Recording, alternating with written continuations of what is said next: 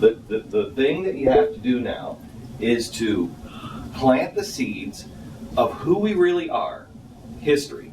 Make sure they know who they are. I want to do a series with a book I've been reading called Manly Men. Mansfield, I think is his last name. Unbelievable. He went to the Middle East, and he was stuck in Syria, and all these Syrian Christians got together with him, and they find out that he's a father, and they're like, then you are, you're Abu John, which means father of John. And he said they had this like weird ceremony thing, but it was like no big deal to them. He said, but life changed me. He said it was like I entered in as a man. He said I was 45 years old, and all of a sudden I felt like I was a man. I had a bad father. I didn't know what to, I was like waiting hoping some guy would fall from the sky to be able to, mentor me on how to be a man. He said, that's all bull crap. You just have to do it. And it's phenomenal. What we have to do is replant history, become men. Decent, honorable, honest men. And then just be immovable. You want to stop healthcare? Good. Let's open a hospital in that place right there. Let's have our own Mercury hospital. Why can't we do that? We're in Texas, for the love of God. If you can't do it in Texas, you can't do it. So why can't we, as things start to collapse, why don't just good, like-minded people, why can't we start our own union? Union of free workers. Unions get all the benefits. Union get everything. Why can't we be a union of free workers? We're free men. Look at the label on our jeans. We've already got the union label on it. It's the union of free men. Nothing comes easy. That, everybody is nibbling around everybody's nibbling around the corners. There's no corner left to have. I don't want a corner of that. It's a crumb. I don't want that. I'm looking at the whole pie. It's time to start saying, I have no problem rewriting the Constitution. That took us here.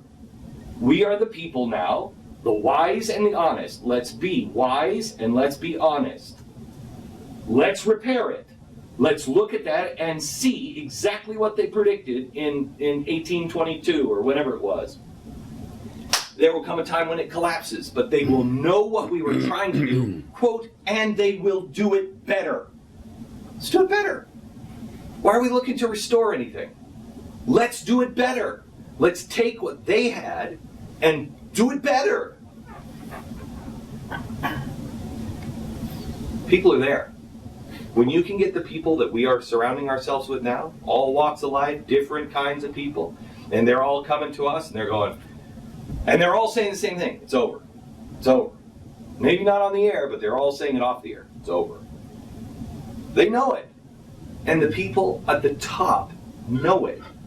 The people in the progressive left and the progressive Republicans know it as well.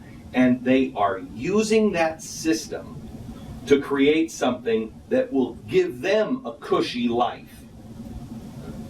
What are we doing?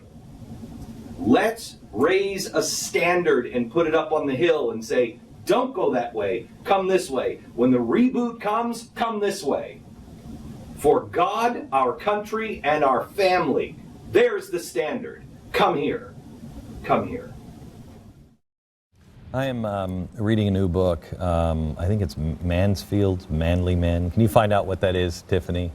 Is it Mansfield's Manly Men? And I just feel a great call to be a better man, that we are supposed to be better men right now. Mark thinks that if we lose the men and we lose the inner cities, Christendom is done, at least in the West. Yeah. Yeah, what's happened is that culture is made in the cities, and you think of it being upstream, downstream. So culture is made upstream in the city, and then it flows downstream into the suburban and rural areas. So a lot of people of faith, a lot of conservative families, husbands, wives, kids, they're in the suburbs, they're in the rural areas because cost of living, education, right, all the very real variables. Meanwhile, all the singles, college-educated culture makers are flooding into the cities, the very places that the churches have tended to flee over the generations prior.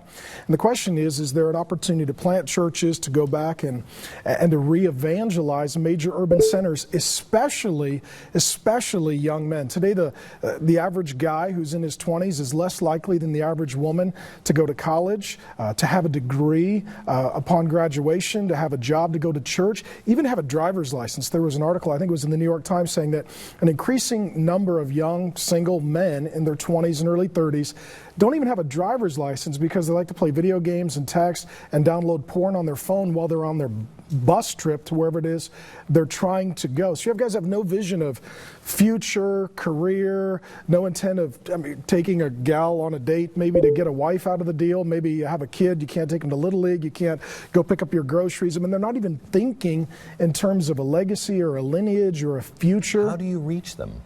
You got to tell them that they're wrong, that they're absolutely wrong, and they have no idea what they're doing. And that the culture has sold them a bunch of products, and it's just trying to make them addicted to porn and pot and substances, and to take all the money out of their wallet and to get some out of their mom's wallet and rip them off, because the fool's parade just keeps going to the ATM and handing away their future. I mean, guys just don't think about anything other than a good time. And it's about thinking about a good legacy, like not just what life will you live, but what legacy are you going to leave.